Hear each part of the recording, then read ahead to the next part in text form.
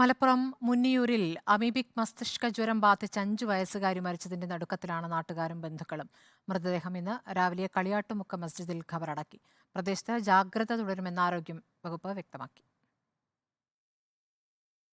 Amoebic മസ്തിഷ്ക ജ്വരം ബാധിച്ച് കോഴിക്കോട് മെഡിക്കൽ കോളേജ് ആശുപത്രിയിൽ വെന്റിലേറ്ററിലായിരുന്ന മൂന്നിയൂർ കളിയാട്ടുമുക്ക് സ്വദേശി ഫത്വ ഇന്നലെ രാത്രിയാണ് മരിച്ചത്. കേട്ടുകേൾവി മാത്രമായിരുന്ന അപൂർവ രോഗം 5 വയസ്സുകാരിയുടെ ജീവനെടുത്തതിന്റെ ആഘാതത്തിലാണ് നാട്.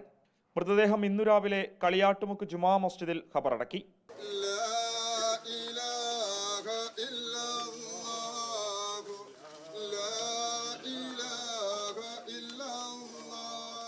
ചികിത്സയ്ക്ക് വിദേശത്തു നിന്നും മരുന്നെത്തിക്കുമെന്ന് അധികൃതർ പറഞ്ഞിരുന്നെങ്കിലും അത് നടപ്പായില്ലെന്നാണ് ബന്ധുക്കളുടെ ആരോപണം.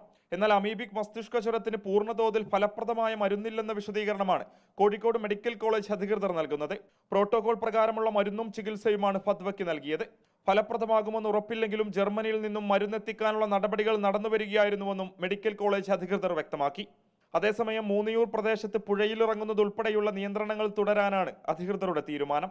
കടലുണ്ടിപ്പുഴയിൽ കുളിക്കുന്നതിനിടയിൽ അമീബ കുട്ടിയുടെ ശരീരത്തിൽ കടന്നതായാണ് നിഗമനം.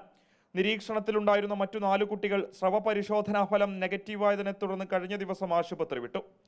റിപ്പോർട്ടർ, തിരൂർ.